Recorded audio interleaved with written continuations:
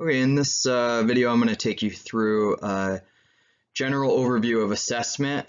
This is a good video for people who are just starting out at the college or who need a refresher or who are super confused, as I know I was at one point.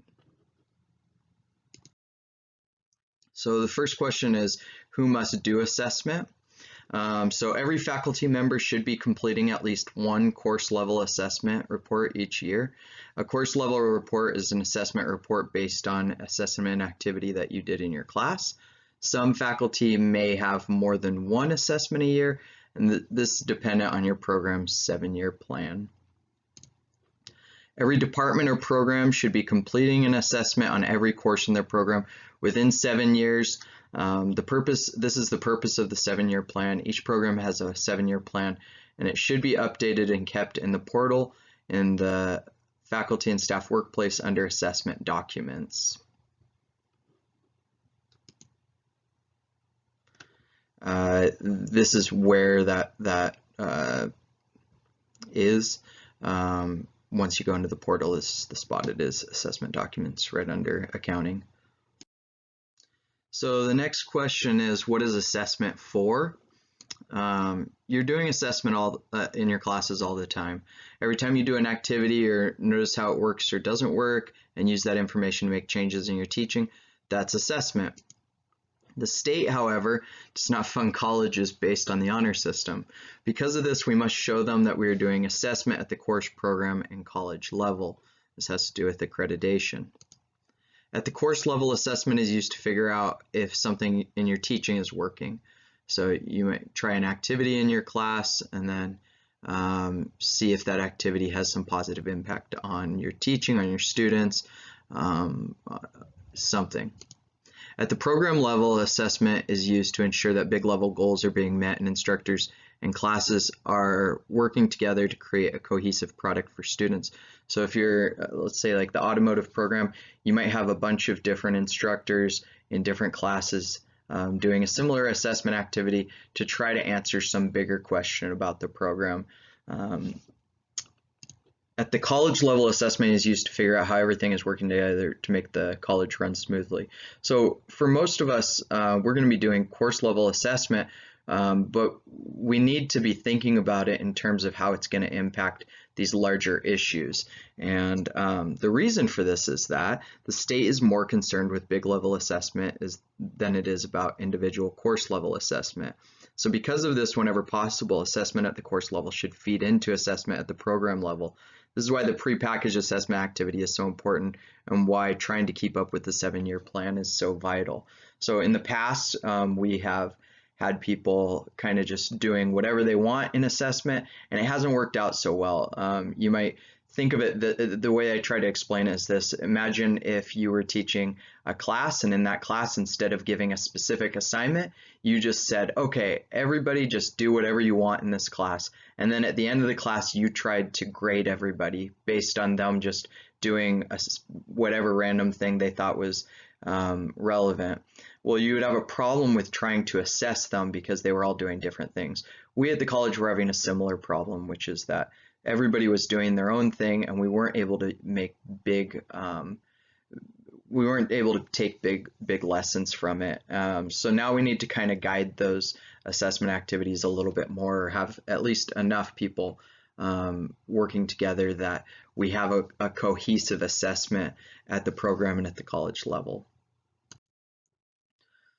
So the next question is, how do I do assessment in my class? So assessment at the course level can be done in many different ways. Deciding what to do is up to you. However, there's some things to keep in mind. You know, this is just an introduction, so I don't want you to think, if you have no idea of what to do for assessment in your class, that this is the only place you can find those answers. You can definitely, there's a bunch of resources that you can reach out to, and I'll talk more about that in other videos, but you can also reach out to whoever your assessment chair is at the time, or anyone on the assessment committee for some of those answers. So you must create, so one thing to keep in mind, you must create an assessment plan. This plan should explain what course you're planning on assessing how it ties into your program, and how you're going to do the activity. You need to email this plan to your dean at the beginning of the year and hang on to it to complete once you finish the activity. That plan can be found on the Big Bend website. If you go to information, one of the drop downs is assessment, and when you get to the assessment page, you're going to see a little place down at the bottom that says templates, and under those templates you'll find your course level template or your prepackaged activity template. You'll also find the 7-year plan template and a program level template. Your course level assessment should tie into the assessment at the program level. The easiest way to do this is to use the prepackaged assessment plan. That template can also be found in the exact same place like I just said. And there will be more guidance about this as we go on. I'll have another video that shows exactly how I did my assessment using the prepackaged plan. As sort of just a little pause and something important to think about, remember you must do an assessment activity in your class. And for some of you this is going to sound really silly, but for a few of you this is important information for planning. So after you plan your assessment activity, you must actually do the activity in your class. This is where the data for your report comes from. Without this, I don't know what you would do. You wouldn't be able to complete your assessment report. So if you begin your report in the fall and then you don't remember to do an activity in your class or classes during the school year, when spring comes and it's time for you to turn in your report, you won't have the information you need to actually finish that report. And you would be very surprised to learn just how many people ask me as the assessment chair for help. And when I get there, I say, okay, well, what did you do? And they say, oh, well, I didn't really remember to do this, or I didn't really do that. I didn't end up actually doing this. It's like, you know, if you think about that in terms of what your students would do, if they said, hey, I'm going to write a report on this, and then they didn't write the report, and then the day came where you said, okay, time to turn in the report, and they said, oh, well, I didn't actually write it, you would be like, okay, well, that was part of your job as a student. Assessment is part of your job as a faculty, so you need to actually be doing that activity. I strongly recommend building the assessment activity into your plan, into your work plan for the quarter, the same way you do when you plan assignments at the beginning of the quarter. Have a date set that you're going to do the activity for the various classes you're in charge of assessing based on your department or program 7-year plan. So if you have to assess 3 classes, then you want to build that assessment activity into those classes at the beginning of the year, and this should be part of your planning. So the next question is, how do I do assessment in my program? Assessment at the program level varies based on which program you're part of. For example, the nursing department has its own set of regulations that require it to do certain program level assessments. That being said, the program for transfer or academic side faculty is the DTA, the direct transfer agreement. The assessment at the program level will be done by doing course level assessment, which interacts with other course level assessments. For example, if everyone at the college is assessing institutional outcome 1, communications, by partaking in assessing that outcome at the course level, you're contributing to program level assessment. If you're doing the prepackaged activity for that year, that's even better. For the workforce side, program assessment may need to happen independently from what the college is doing, but it may work just as well to use the college-wide assessment as your foundation for the program level assessment. This will need to be discussed with your dean and the program heads.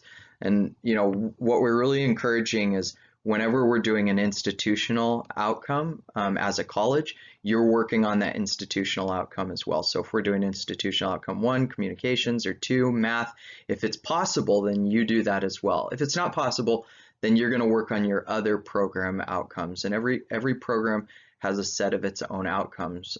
In the direct transfer agreement, we have 5 program outcomes. We have 3 institutional outcomes and then 2 other ones.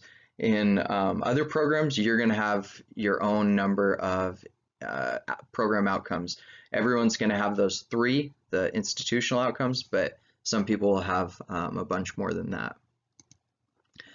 The coordination and completion of program level assessment is the duty of the head of the program in coordination with the dean.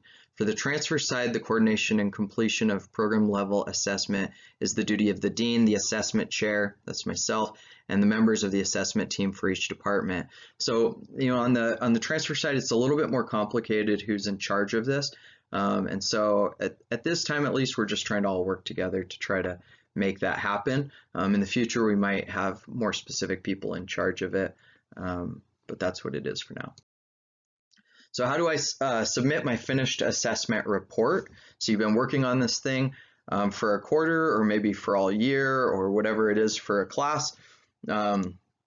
You finish writing your report. So that plan that you got from the information section of the Big Bend website, that plan that you've been hanging on to and that you emailed to your dean, you're going to complete the last part of that.